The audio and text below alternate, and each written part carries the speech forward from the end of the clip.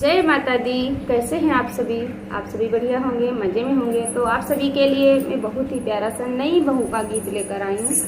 जो बहू आई है ससुराल में शादी के बाद, उसको अपने मायके की याद आती है, माता पिता की याद आती है, भाई बहन की सबकी याद आती है। उसकी याद में वो एक गीत गा रही है। इस गीत के माध्यम से, इस भजन के माध्यम से अपना दुख दर्द आप सभी को बता रही है। तो सुनिएगा, और बहुत ही प्यारा सा भजन।